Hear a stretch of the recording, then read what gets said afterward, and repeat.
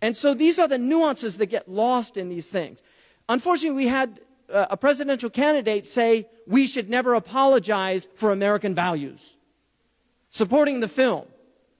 People hear that in the Arab world and they say it's an American value to denigrate our religious sensitivities. He was obviously saying speech, freedom of speech. But the point is, as Americans, do we really want to say it is an American value to denigrate other people's faiths, other people's beliefs? We can criticize those beliefs, write intellectual tomes about why Islam is not a true religion. There are many books like that, and nobody gets upset. Muslims don't get upset. You can write all you want of why you don't think the Prophet Muhammad is a prophet, but to mock, to denigrate, to make fun of somebody who's dearer to the hearts of the Muslims, and this includes Jesus. The Muslims feel the same way about Jesus, or about Moses, about any of these prophets. Really. This is where we have to ask ourselves, is this the type of society we want? We have risen above racial denigration in this country, in the public space. If you denigrate somebody racially in the public space, you will lose your job. You will lose your job. There are consequences to saying kike, to saying mick, to saying spick, to saying nigger. All of these things have consequences. Why? Because we recognize that people have sensitivities. If you go down to East Oakland right now, if you go down to East Oakland right now, and you shout the N-word as a white man in East Oakland, and somebody comes and stabs you, is anybody going to be surprised? Seriously, is anybody going to be shocked? No. But what the problem is, we don't recognize that for believers, when you die, you lose your racial identity.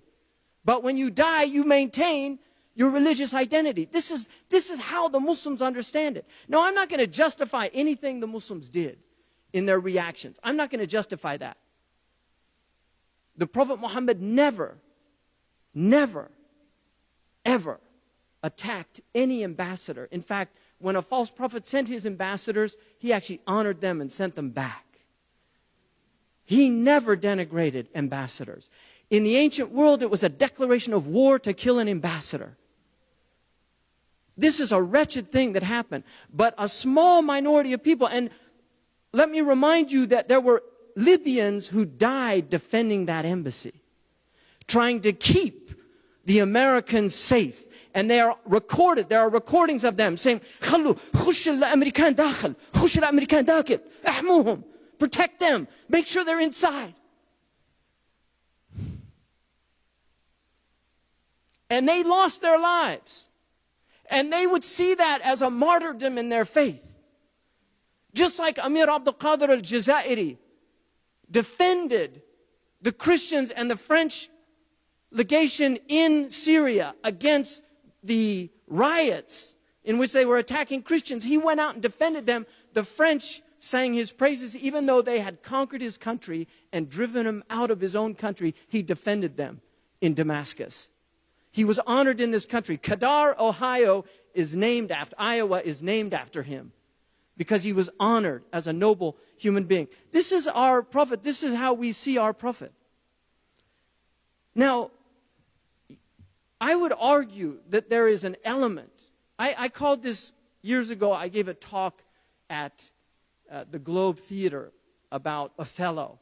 It was after 9/11. And I argued that Othello, Santiago Matamoros was the patron saint that drove out the Moors from Spain. And so Shakespeare called this character Iago, right? The Spanish advisor to Otel, the Moor.